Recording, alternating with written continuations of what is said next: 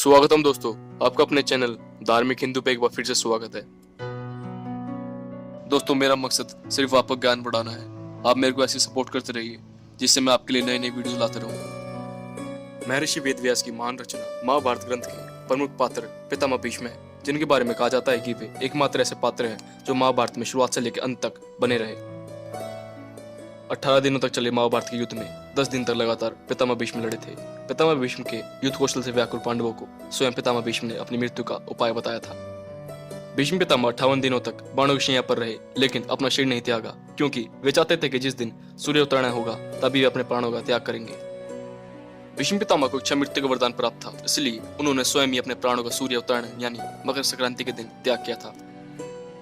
कहते हैं कि जिस समय महाभारत का युद्ध चल रहा था उस समय अर्जुन की उम्र 55 वर्ष, भगवान श्री कृष्ण की उम्र 83 वर्ष और पितामह भीष्म की उम्र 150 वर्ष के लगभग थी। पितामह भीष्म को इच्छा मृत्यु का वरदान स्वयं उनके पिता राजा शांतनु ने दिया था, क्योंकि अपने पिता की इच्छा को पूरा करने के लिए भीष्म पितामह ने अखंड ब्रह्मचार्य की प्रतिज्ञा ली थी।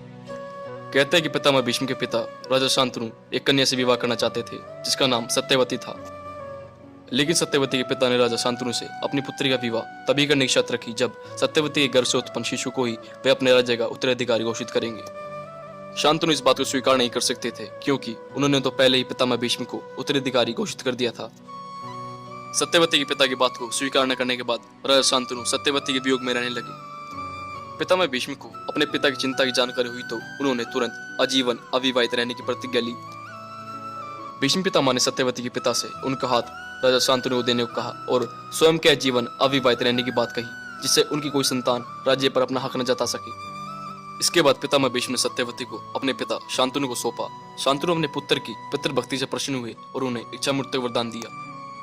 धार्मिक मान्यता के अनुसार कहा जाता है कि पितामह भीष्म ने सूर्य उतरायण यानी मकर संक्रांति के दिन 58 दिनों तक बाणों की शैया पर रहने के बाद अपने वरदान स्वरूप इच्छा मृत्यु प्राप्त की थी।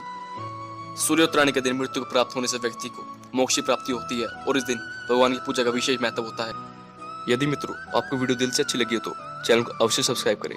भूलिएगा नहीं, धार्मिक Hindu made by Aakash Vatsa.